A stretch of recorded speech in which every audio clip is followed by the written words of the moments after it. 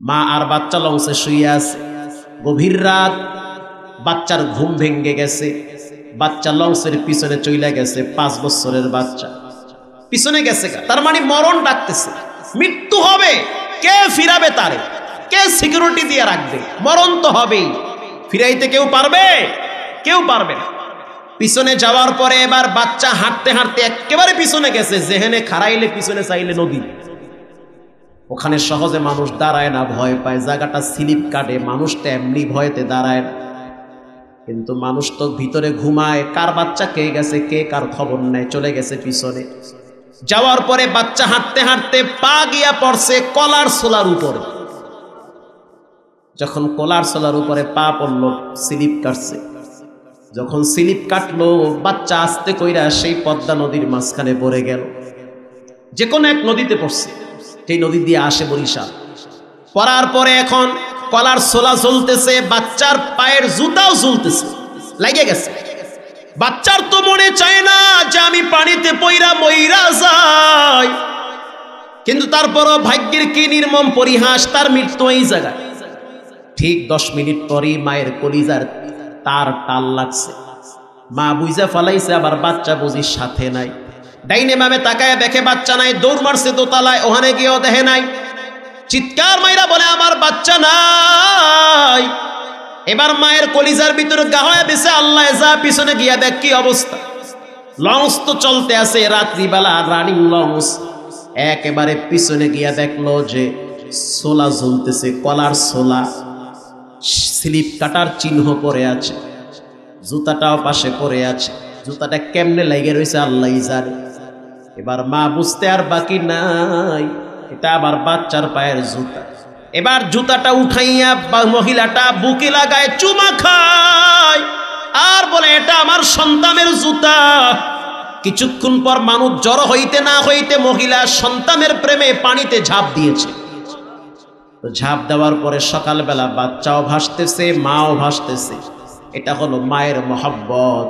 মায়ের কলিজার ভিতরে এই ভালোবাসা দিয়েছেন কে?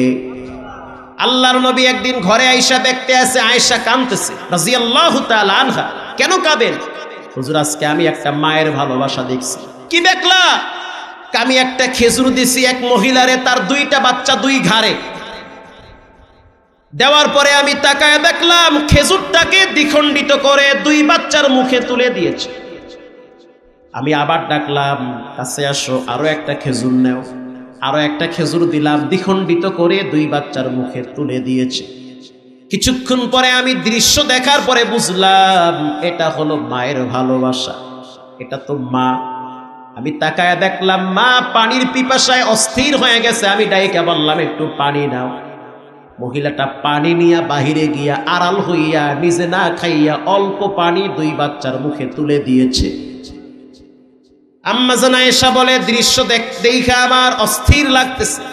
এটা বলতে আছে আর রাসূলুল্লাহর চোখের পানি বায়া বায়া বায়া বায়া পড়তেছে, দাড়ি ভিজতেছে, জামা ভিজতেছে। আল্লাহর রাসূলকে মা আয়েশা বললেন, মা ইউবকিকা ইয়া নবী আল্লাহ, কেন কাঁদেন? বলে এই মুহূর্তে আমার মায়ের কথা মনে পড়ে গিয়েছে। আমিও তো একটা মায়ের পেটে ছিলাম। জন্মের পরে 6টা বছর আমি আমার মাকে পাইছি। আয়েশা তুমি জানায়া দাও, ক্বালা হুমা জান্নাতুকা ওয়া নারুকা। মানুষ তো হয় জান্নাতে যাবে, না হয় জাহান্নামে যাবে। পৃথিবীর মানুষ মায়ের পায়ের নিচে সন্তানের জন্য জান্নাত রেখে দিয়েছেন কে? ওই মায়ের সাথে বেয়াদবি কখনোই করবেন না। স্ত্রী চলে গেলে পাওয়া যাবে 20 বছরের সংসার হঠাৎ ভেঙে যায়, 30 বছরের দাম্পত্য জীবনের সংসার তছনছ হয়ে যায়। কিন্তু মা আর সন্তানের মহব্বত সম্পর্ক এটা কোনোদিন নষ্ট হতে পারে না। কখনোই যেন আপনার কাছে মা বাবা অবহেলার পাত্র না হয়। বাবা বুড়া হয়ে গেছে তো গোপনে আব্বার পকেটে কিছু টাকা দেন। আপনার যেমন বন্ধু বান্ধব আছে, এটা কমন প্রশ্নের উত্তর। আপনার বাবারও তো 3-4টা মেয়ে আছে, তার মানে আপনার তো 2-3টা বোন আছে। কথা কন না কা?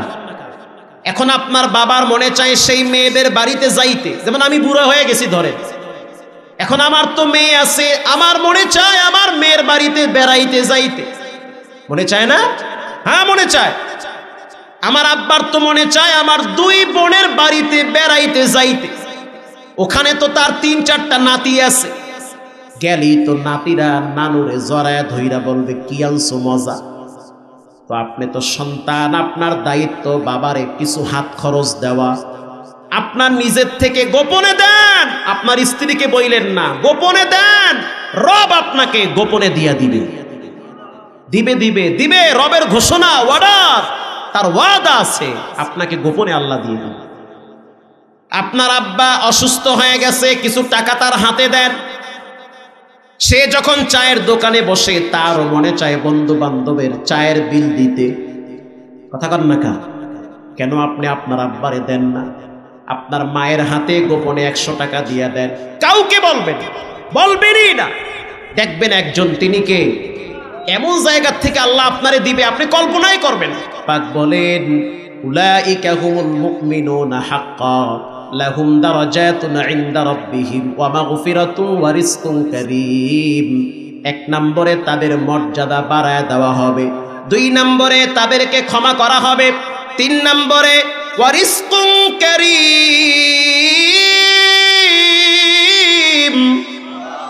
আল্লাহর ঘোষণা, তাদেরকে আমি রব আমার ভান্ডার থেকে রিজিক প্রদান করব।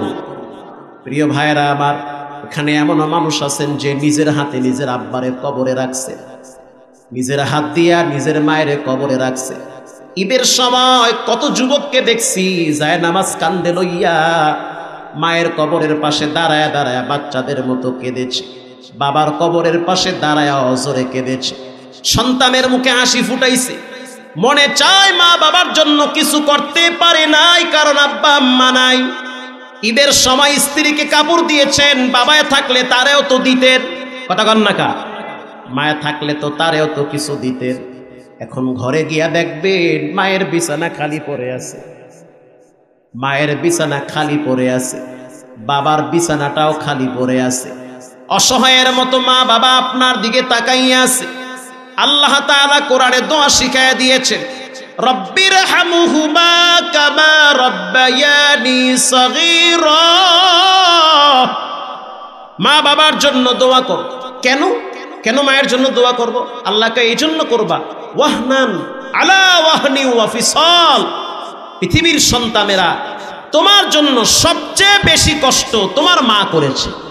এটা আমার কথা না, কার কথা? আল্লাহ কয় কষ্ট করছে। আপনি যদি কোন করে নাই তাহলে আপনার কথা মিথ্যা, আল্লাহর কথা সত্য। আল্লাহ কয় ওয়াহনান আলা ওয়াহনি ওয়া ফিসাল। আমি শেষের দিকে চলে আসছি, আমার আর একটু অসুবিধা। যাই হোক, শুনেন, কষ্টের পর কষ্ট মা সবচেয়ে বেশি সহ্য করেছে। কেমন কষ্ট শোনেন, কষ্ট কাকে বলে? ওরে সুবহানাল্লাহ, কষ্ট। একটা বাচ্চা যখন মায়ের পেটে আসে তখন খাবার বন্ধ হয়ে যায়। আল্লাহ কয় ওয়াহনান আলা ওয়াহনি ওয়া ফিসাল, কষ্টের পর কষ্ট। আব্বা নাকটাই না ঘুমায়, মা তো আর ঘুমাইতে পারে না, কারণ বাবারে ডাক দিলে ঘুম ভেঙে যাবে, সকালবেলা বাবায় কাজ করতে পারবে না। এজন্য মা পেটের বাচ্চা নিয়ে লড়ে চড়ে কষ্ট সহ্য করে, নীরবে চোখের পানি ঝরায়।